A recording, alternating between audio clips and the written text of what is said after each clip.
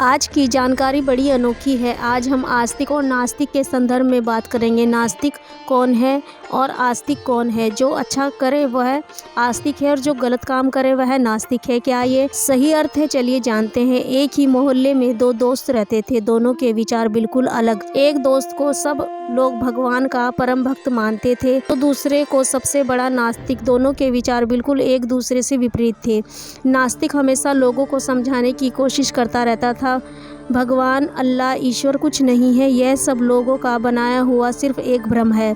भगवान के नाम पर लोगों को ठगा जाता है, बेवकूफ़ बनाया जाता है। आपको जागना होगा, भगवान को मत मानो। उसका दूसरा मित्र आस्तिक था। यह दुनिया भगवान की बनाई हुई है, भगवान है इसलिए ही तो यह दुनिया है। भगवान को मानो। जो भगवान को नहीं मानता भगवान उसे कठोर दंड देते हैं। दोनों में छोटी छोटी बातों पर ईश्वर के होने ना होने के प्रति वाद विवाद चलता रहता था। फिर एक दिन दोनों ने मिलकर फैसला किया, चलो हम ईश्वर को ढूंढने चलते हैं। उन दोनों मित्रों में यह शर्त भी लगी थी कि जो भी शर्त हारेगा उसे अपने विचारों को त्याग कर यह शर्त भी लगी थी कि जो हारेगा उसे अपने विचारों को त्यागना होगा।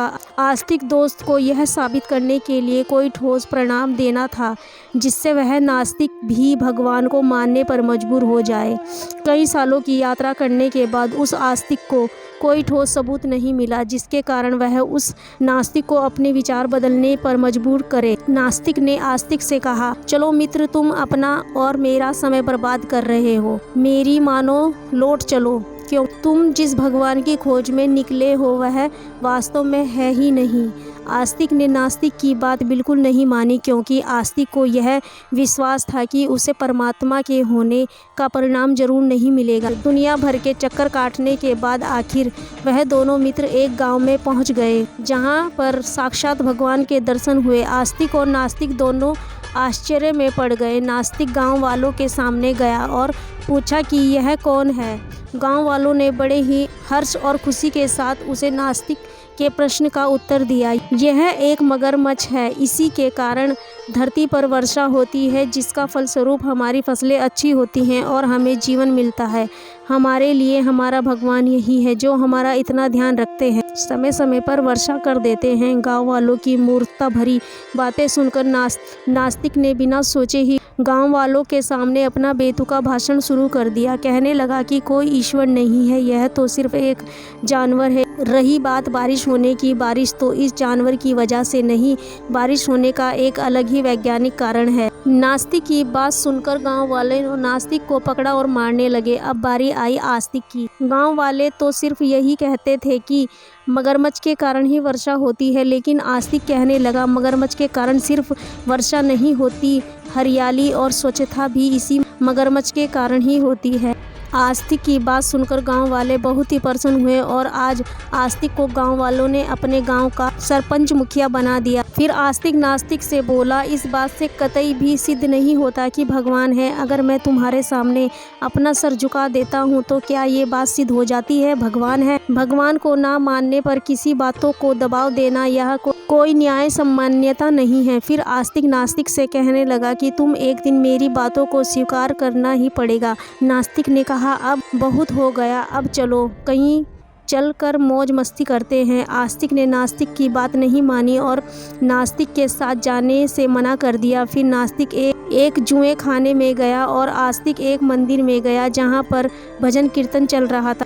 कुछ देर बाद नास्तिक शराब के अड्डे से बाहर निकला तो उसे जमीन पर पड़ा हुआ पैसों की पोटली मिली। नास्तिक बहुत खुश हुआ। ठीक उसी समय उसका मित्र मंदिर में भजन करके निकला तो उसके पैरों में एक कील चुभ गई थी और उसके पैरों से बहुत सारा खून निकल रहा था। नास्तिक ने फिर आस्तिक से कहा, देखो, भगवान पर विश्वास करने का एक अलग नतीजा मिला। तुम्हें मैंने पहले ही कहा था भगवान, ईश्वर, अल्लाह कुछ नहीं होता, यह सब बकवास है। लेकिन तेरी जीत के आगे मेरी एक ना चली। मुझे देख, भगवान को नहीं मानता फिर भी मुझे इतनी सारी पैसों से भरी हुई पोटली मिली। नास्तिक की बात सुन आस्तिक कहने लगा, सत्य को किसी की परिणाम की आवश्यकता नहीं होती, एक दिन मुझे इस बात को स्वीकारना ही पड़ेगा।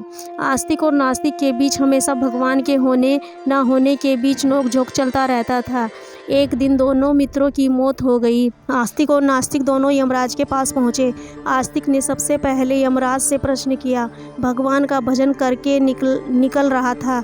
ईश्वर को इतना मानता हूँ, गुणगान करता हूँ, भगवान पर मेरे इतना विश्वास था, फिर भी मेरे पैरों में कील चुभी। जबकि यह नास्तिक भगवान को गाली देता है, भगवान पर विश्वास नहीं करता, भगवान के नाम पर लोगों को भड़काता है, फिर भी इसको पैसों से भरी थैली मिली। ऐसा क्यों?